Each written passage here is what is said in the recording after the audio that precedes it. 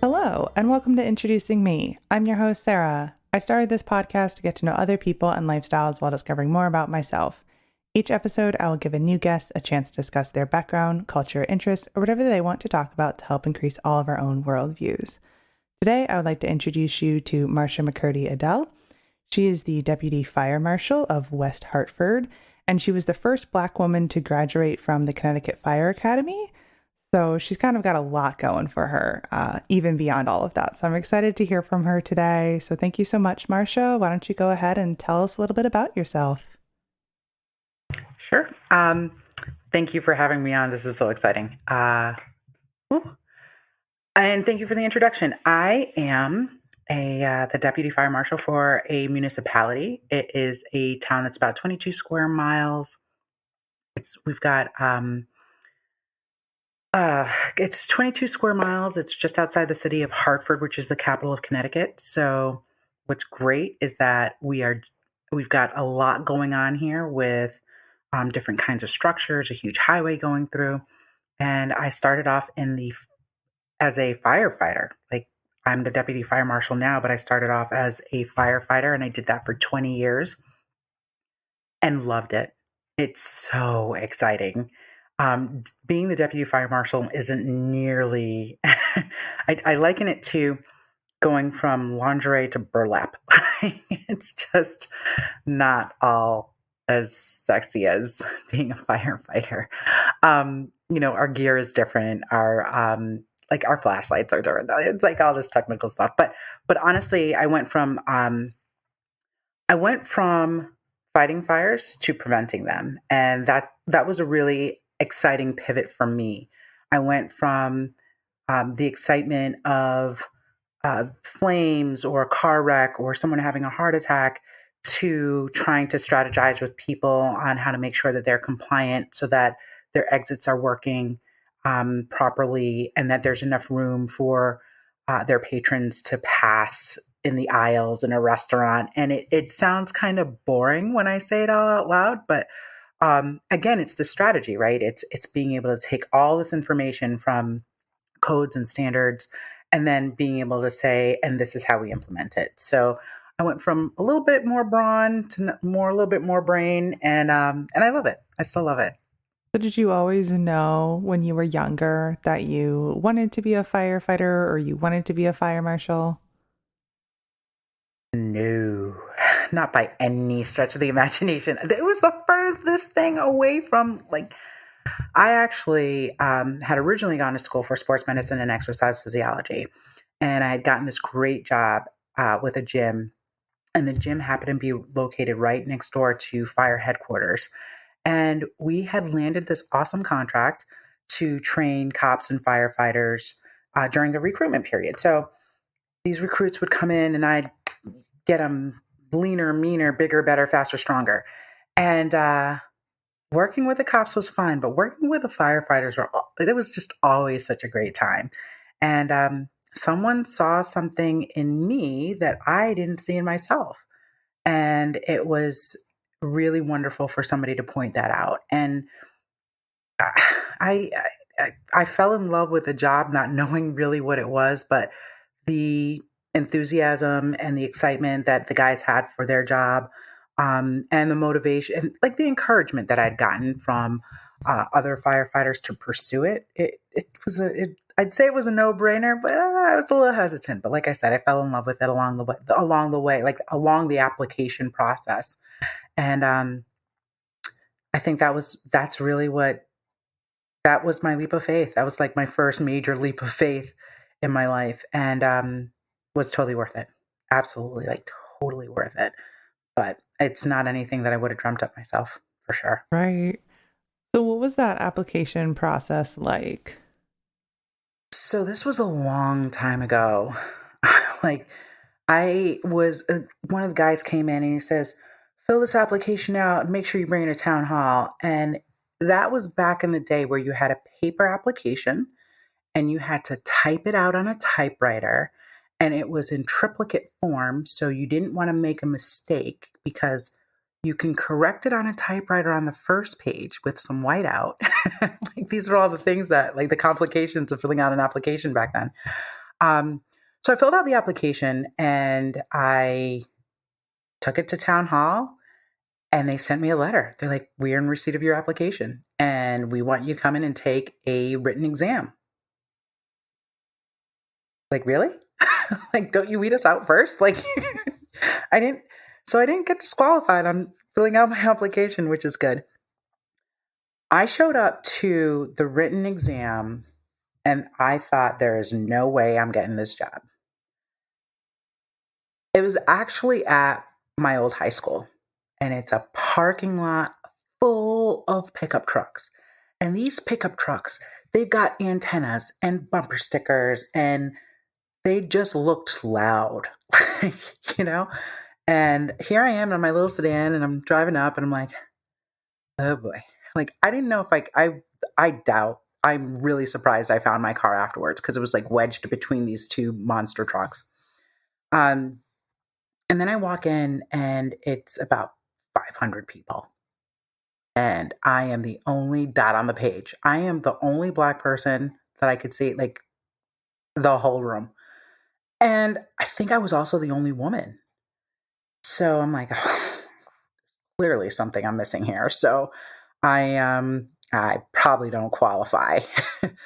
And the exam was pretty straightforward and there was a lot of common sense stuff. There's a lot of logic. There's a lot of memory questions about ethics.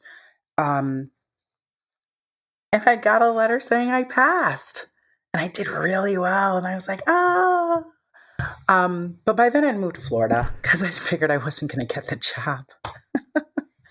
So I'd moved to Florida because I wanted to be near the beach and I was young and I had nothing better to do but pick a place. And I did. And I gave them all my forwarding information and they kept in touch and they said, "You passed the written exam. Now you got to come up and do a physical agility test." So we had there's this whole setup where you've got to be able to climb a ladder and um, attach hose together because that's a skill. It's actually a skill set. They test whether or not you can drag a mannequin and lift the mannequin and raise the ladder. And I'd always been an athlete. I'd always been a pretty high level athlete. So I knew I was going to nail it. And I did. I was like, oh my goodness. They wrote me a letter and they said, "You passed this part of the exam." And then it was the oral board. So for some people, they're wondering, like, what is an oral board? Because that's weird. It's not in common vernacular when it comes to like processes and hiring. And it's really a panel interview with 3 people who are experts and the candidate for the job. So I walk in and there are these 3 guys sitting in front of me and I sit down. It's at town hall, which outside of dropping off my application, I don't think I'd ever been to before. And there we have it. I'm there trying to answer these questions. I had to call the guys that that had encouraged me to even, fill out the application for the job and everything. And they coached me along. They're like, "You know what, you got this. You know, these are all logical questions. They're just some things you have to remember. You have to remember that you report to other people. Like, you don't just run things on your own. And you're a team player. You've played team sports. So remember that being a firefighter is about being on a team, just a smaller team. And you have a boss. So this boss, you have to make sure you tell him everything. And it's and I read a couple of books. It was almost a 2-year process, but I got the job. And when they called me, I said, "Hold on while I quit my job and dump my boyfriend. I'll be right there." I'll be right there because it really is just an amazing career. And plus, after all that effort, I really didn't want to say no. But I'm back in my hometown and I love it. So then what has it been like being one of the only Black women in a male-dominated field? It's a unique situation, obviously, and it's not easy. It is not easy. In the beginning, so to give it a little bit more context, there are people who, when I got on the job, in 2000, there were men there from the 70s. So from before I was born. Okay. So there were a number of people, a number of these guys that I was working alongside, we were risking our lives for each other. I mean, that really is a fact. And they didn't want me there. They said some of the unthinkables, you know, um, and I still had to show up to work, knowing that this is the way they thought about me. Um, but I realized that they may articulate something like, well, you know, the only reason why you're here is because you checked 2 boxes. And I say, I took the same test that you did. You're one of the took the same test. So I'm here on merit. And that's number one. And number two, regardless as to whether or not I've got the experience you know, you're going to want to work with me because I'm going to be the best firefighter that I can be. And I tried my best every day to convince them of that. And that is a very heavy burden. So instead, what I did was I did my best job for myself and for my community and for my brothers and sisters on the job, not to try and convince someone that they should like me or that I've earned my place there. The town of West Hartford decided that I earned my place there. I didn't have to convince anybody else. So, yeah, that part was pretty tough at first. But then there are other people who were just like, "Can you do the job?" It's pretty prohibitive for women, or people think that it's prohibitive for women because of the strength factor. And once they realized that I wasn't telling them to do my job, and that I had a sincere curiosity about how to do my job better, and I was holding my own in terms of literally holding my own stuff, because everything is heavy in the fire department. They're like, you know, she's not all that bad. And then, you know, and that's where camaraderie really begins. And so it really wasn't like what you see on TV in the beginning. I can assure you of that. But that's where it can end up. Certainly can. Did you ever have any moments where you were like, I just can't do this, or I just want to throw the towel in? You know, I think those moments, as few as they are, came more around loss than my relationships with the guys on the job. Because it's really hard to lose children, or when you see huge devastation. We were at a fire where 14 people died. Um, it's like, can you take the emotional toll that this plays? You know, a couple of Advil and a good night's sleep and I can recover, at least back then. But really the emotional toll gets really hard when you see loss after loss. There was a time when my grandmother was really sick and I was stationed in a part of town that had a lot of elderly housing. It had a lot of nursing homes and assisted living facilities. And every time we went to a call, I saw my grandmother's face in every one of them, and they're dying. And it's like so hard. But at the end of the day, you go back to the firehouse after that call, and you're with the guys that are your family, that become your family, and that's what makes it easier. So when you come out of the call, you're thinking, "Oh man, this is so hard. I can't take another one of those calls." But you end up saying, "All right, what's next? Bring it. I got this." So. And what was your firehouse like? Was it all men? Rare was the occasion where I was ever stationed. So again, context. I am in a department that is all career, and we have 5 firehouses. The women, the 5 of us, were all stationed at different firehouses. So I guess we couldn't gang up on any of the guys, right? So there wasn't really, unless it was a matter of, swapping a shift or working in overtime where I'm in a different firehouse, that I ever saw other women generally. And the occasions where that happened were, you know, number one, that was very few and far between. And as was being stationed in the same firehouse. So every day, like, you were assigned a firehouse where you keep all of your belongings. And then you get an overtime shift. So you have to go to a different firehouse. And so rare was the occasion where I was stationed for very long with another woman in the same firehouse, much less at the same, and never at the same time. I was never partnered with another woman. And so then when did you start to consider becoming a deputy fire marshal? You know, I realized that's a good question. um, when I was pregnant, I've got twin girls. They're awesome. When I was pregnant, I was assigned to the fire marshal's office. And I white knuckled that assignment every single day. It was so difficult. I'd never worked in an office before. I'd never worked 9 to 5, Monday through Friday. That's a horrible schedule. um, and, but doing the work of the fire marshal's office was really kind of cool. I was writing grants and I actually received them. We were awarded grants. Um, I was working with the public on a more regular basis. So it just felt really good in creating programs for the community. It was a different way of interacting in my community as a member of the fire department. And but I couldn't wait to get out of there. I mean, I couldn't wait to have these kids, but I couldn't wait to get out of there.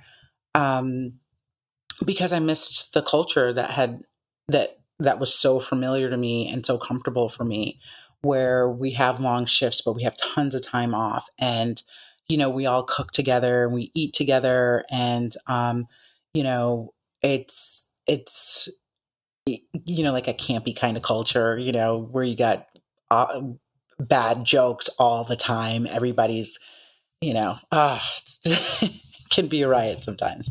And then I get into like a more stuffy situation where you've got, you're working with administration, you're working with chiefs, and you're just like, oh, guys, lighten up here, huh?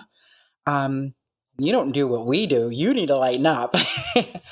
um, but it gave me an idea of what it would be like to take a departure from what was my norm into something completely different, but contributing to the fire service nonetheless.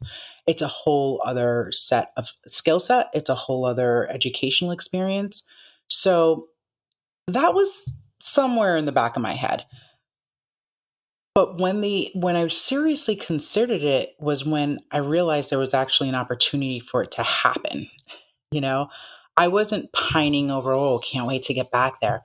But when the opportunity arose, there were a couple of guys who'd retired around the same time, and so they had a vacancy in the fire marshal's office. And I thought, I want that.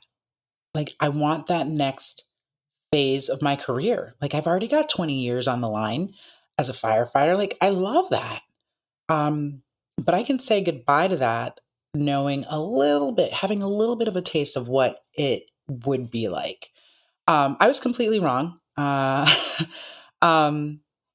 I became a fire inspector and then the deputy fire marshal, and I had no idea. I like the assignments that they gave me while I was pregnant. That was to keep me busy. The education and the exercise of all your knowledge in fire prevention was a completely different field. And I loved that I was able to learn something brand spanking new and become good at it. I loved that I could, there was more figuring it out. There was more working more intimately with people, not just, we're here to save the day. Okay, we're gone. We saved the day and now we're gone. Now it's like creating stronger relationships, longer lasting relationships with people, which makes a huge difference. And so did you go back to being on the front lines as a firefighter after having your girls? I did. I did. And I loved it. I still loved it. It was really tough, but I still loved it. And it had been, I think, 3 years that I went back on the line and then came out to the fire marshal's office.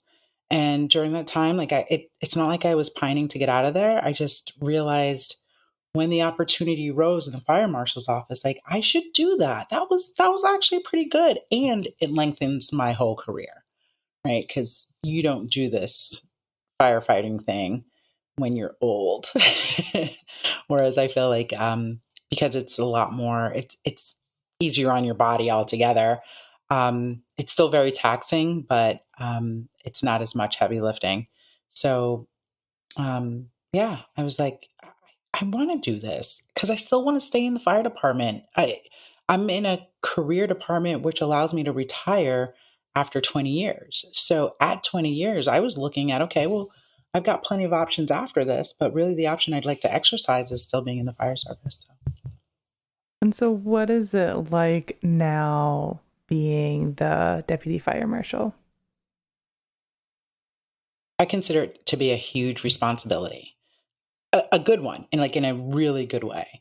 Um, I feel like there's a whole different sense of pride. There's not a firefighter I know who isn't proud to be a firefighter. Um, I mean, it's the best job description in the world, right? Save lives. It doesn't get any better than that. So the new job description, 2 words, prevent fires, right? Um, it's a different sense of pride. And now I'm responsible for keeping people safe.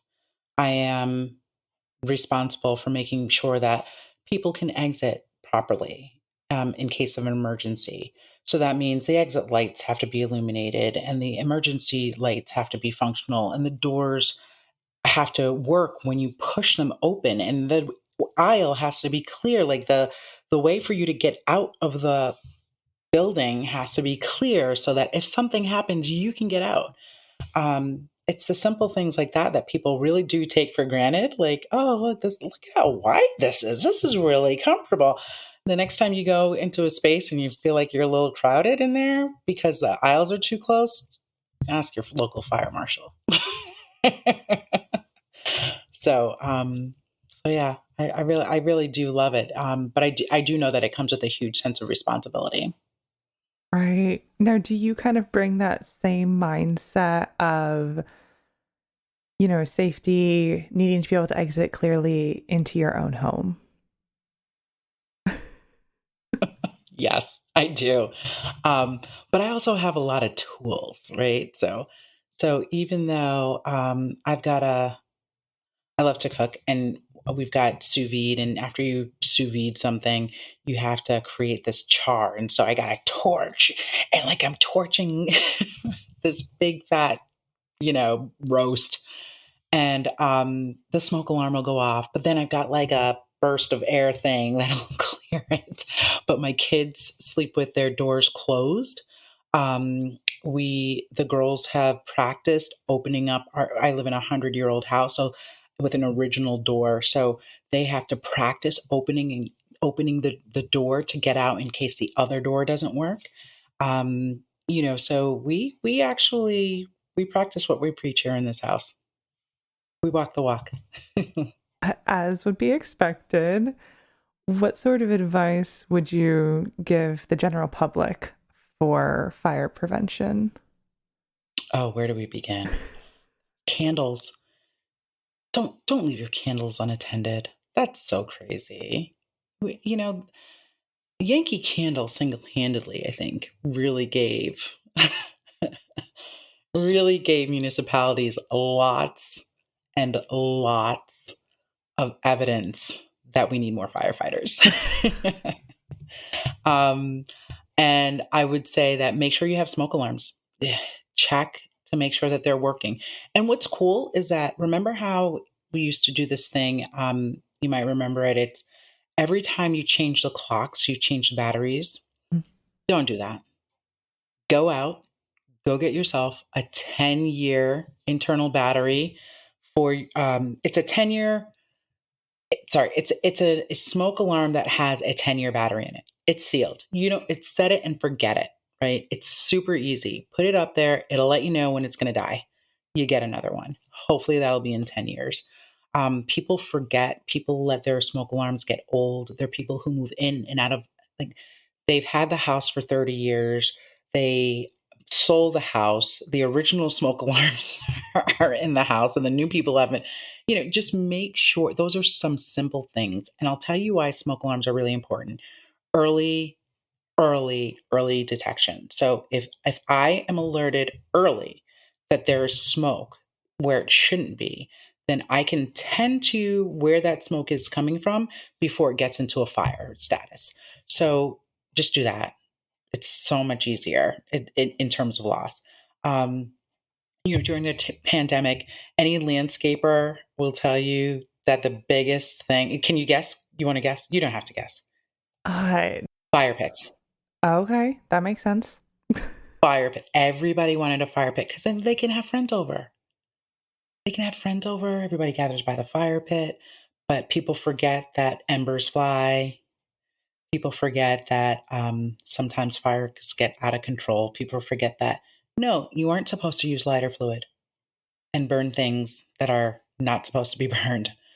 Or that you want to just be a good neighbor and don't do your fire pit up on like the windiest day where the smoke is now blowing into your neighbor's window and that neighbor has asthma.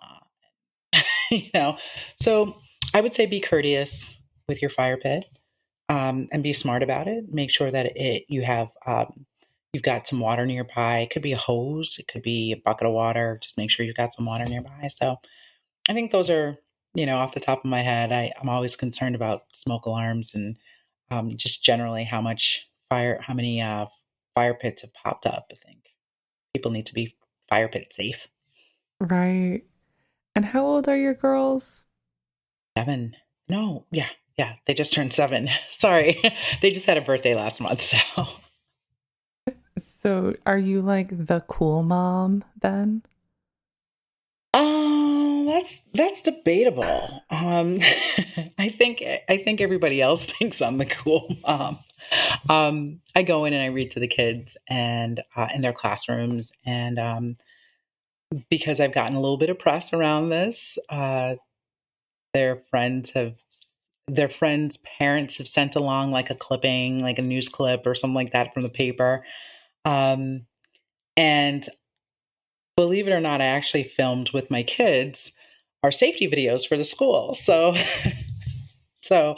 um, a lot of the kids know my girls and they know me because we filmed Stop, Drop, and Roll during the pandemic in a firehouse, and I didn't have a regular audience of kids, so I had to say, "All right,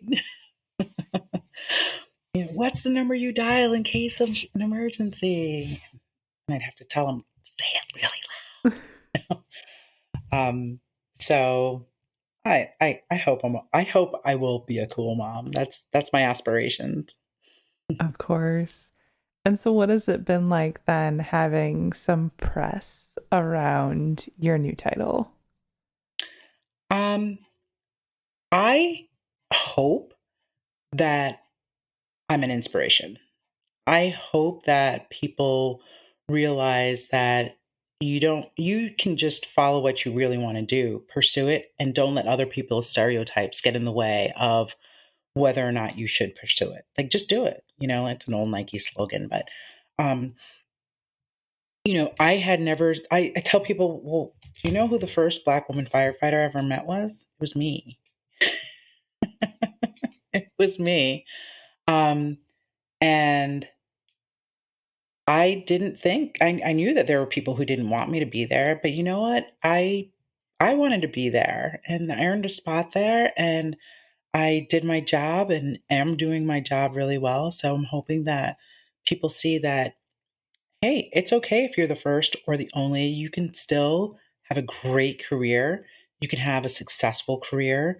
You can have a very rewarding career, and it doesn't really matter if somebody else is doing it who looks just like you. So the press, I'm hoping, it's not really about me. It's more about sending a message that really anything is possible, regardless as to any kind of demographic, any box you can check. That the boxes that you check, those are irrelevant. Those are really, or that's not true. The boxes that you check are not irrelevant. the boxes that you check shouldn't be prohibitive for you pursuing what you really want to do. And I think that eventually, you know what? I think the guys really appreciated that I wasn't trying to be one of the guys. I was just me.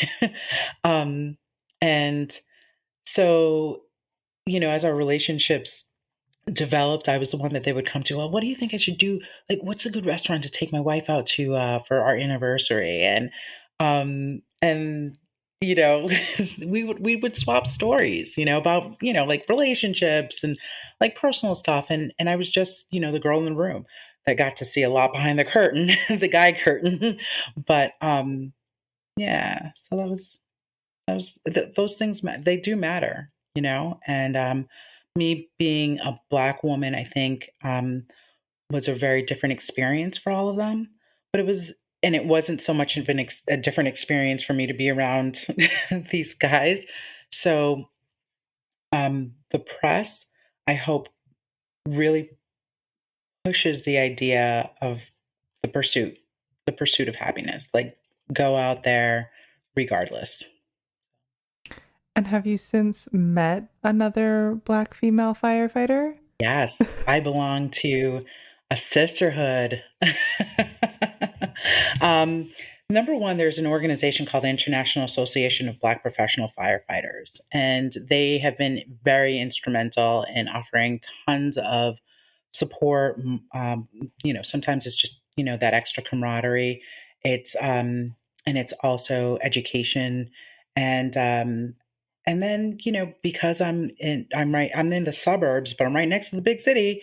There are more opportunities for, number one, there are more vacancies. They have larger fire departments, which means they can draw from a greater pool. So I met other Black firewomen and firefighters and Black women who are firefighters in our neighboring city of Hartford and Bridgeport and New Haven, but it's really more the bigger cities, not so much in the suburbs.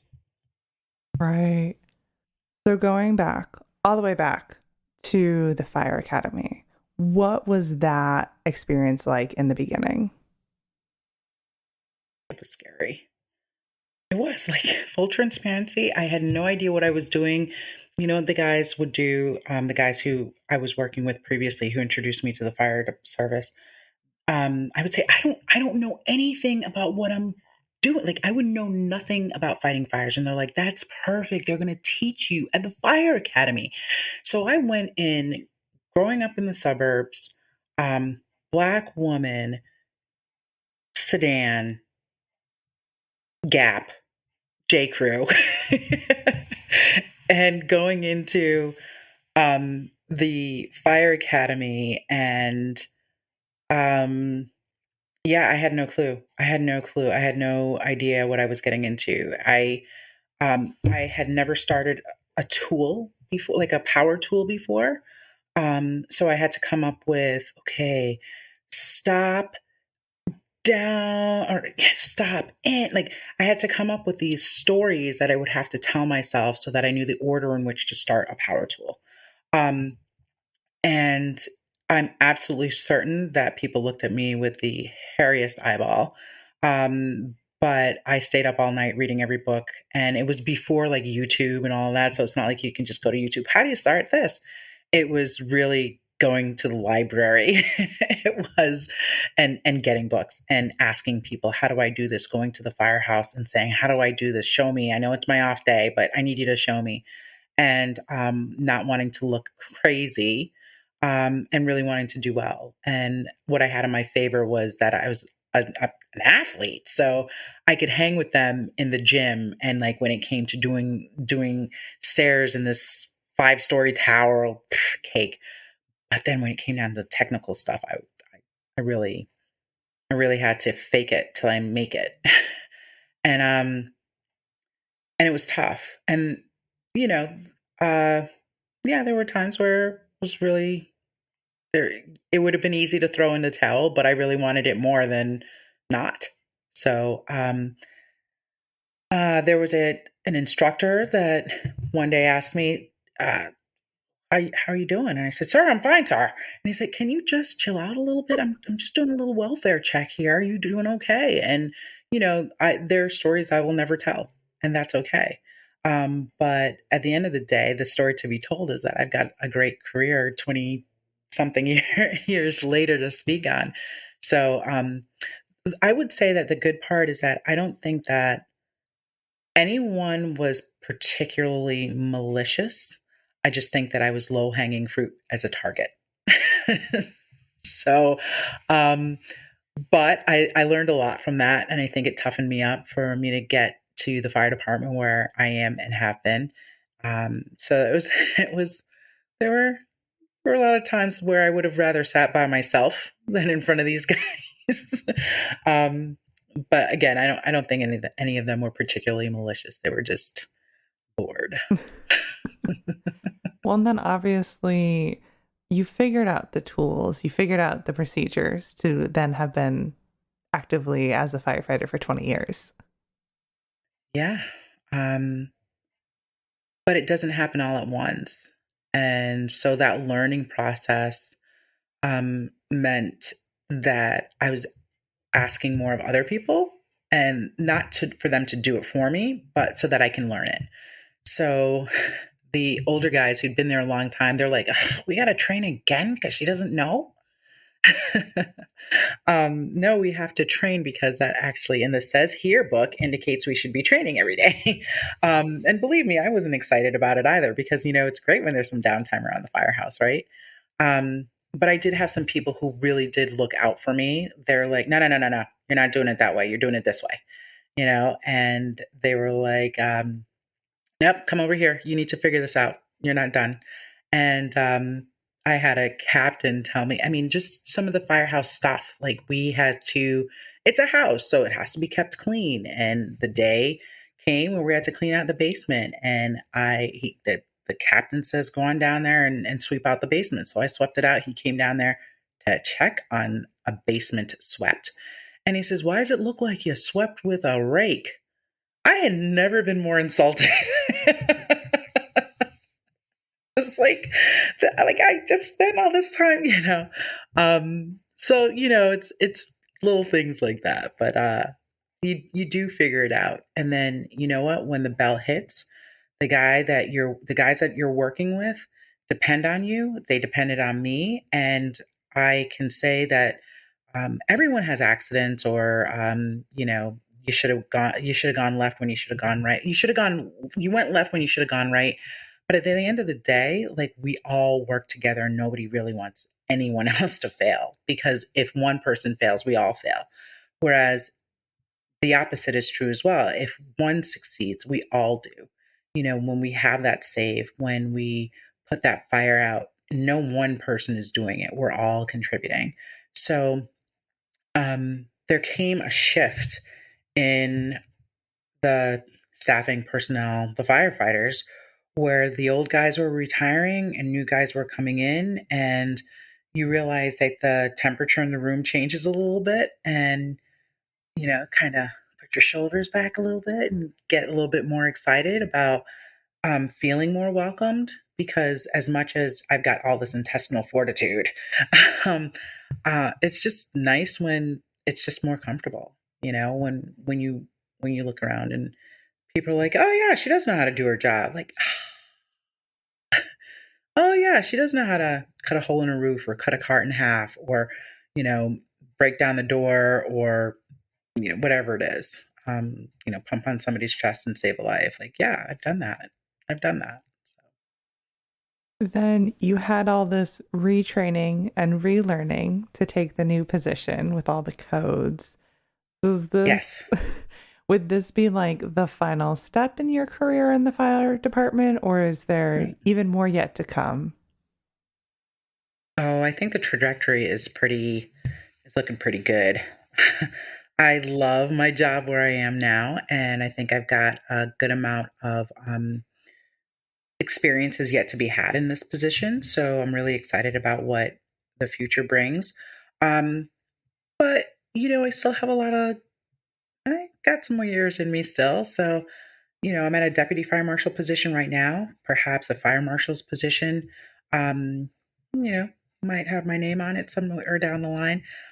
Also, emergency management. I really the idea of us being more prepared and um, learning how to, getting all of the information so that when disaster strikes, we are ready for it. And that has a lot to do with, you may have heard of FEMA. Mm-hmm.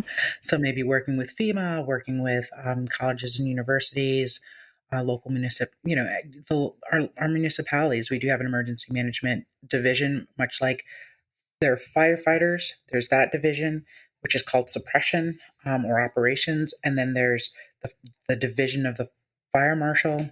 And there's also emergency management division. So ultimately, I think there's a lot of opportunity for me. I'm getting my master's in public administration. And so education abounds.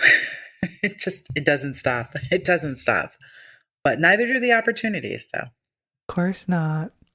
Now, you mentioned that when you were pregnant and working in the fire marshal's office, you had a boring 9 to 5.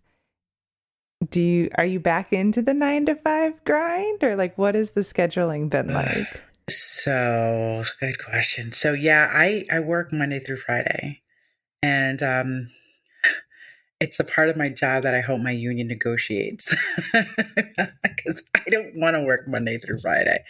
But that's when we really do well with the public. So I work 7 to 4 Monday through Friday, but I've got my weekends off. I tuck my girls in bed every night, and I think it's an incredible privilege to be able to do that.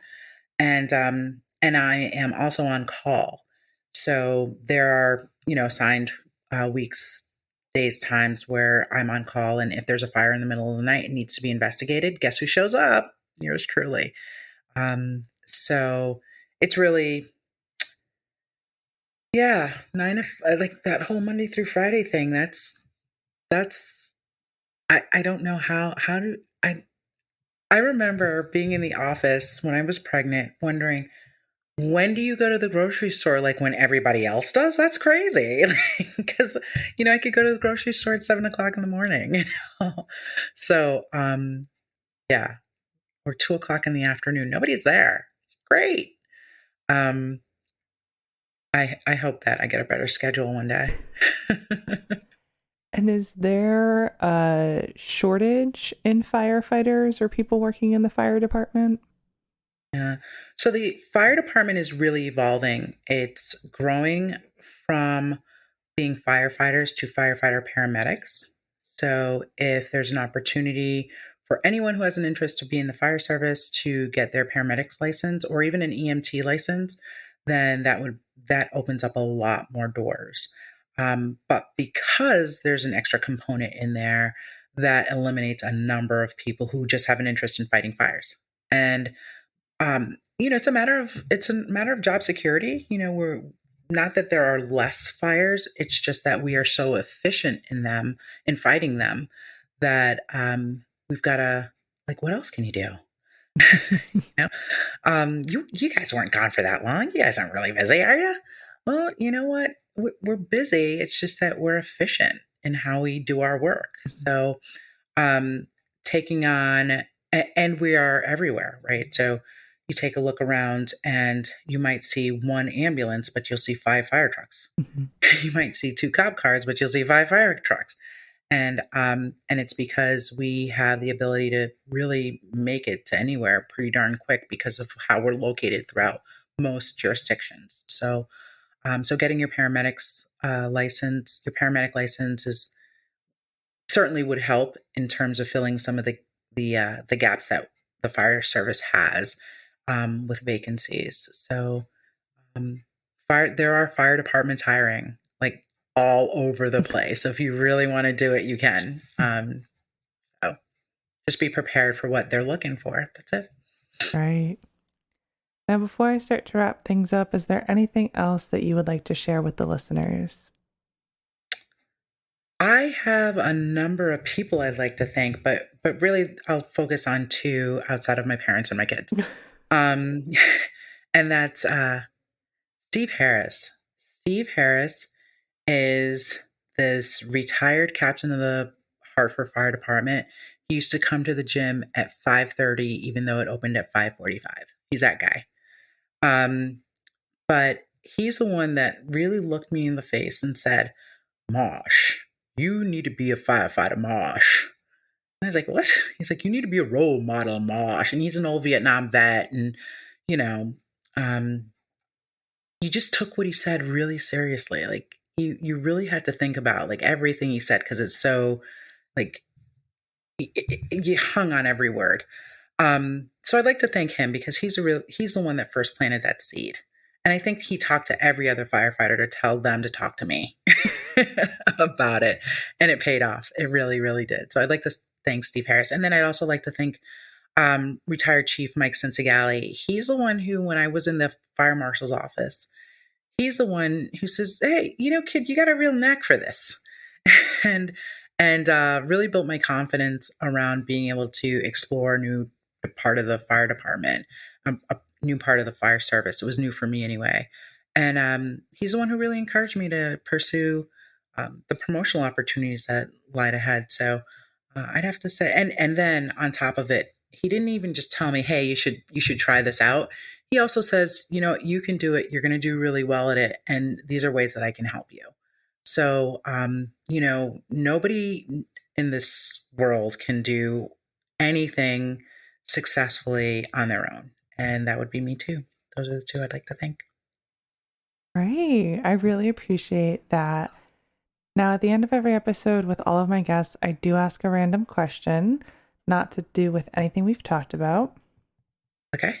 We are currently in the season of basketball. Do you follow the NCAA tournaments? And while this episode will come out after more games have happened, do you have someone you would love to win, even if they've already lost? UConn. Connecticut basketball is fierce, and I am really happy that it is. And UConn men are already out of it, but UConn women are still, they're forging on, and I got them going all the way.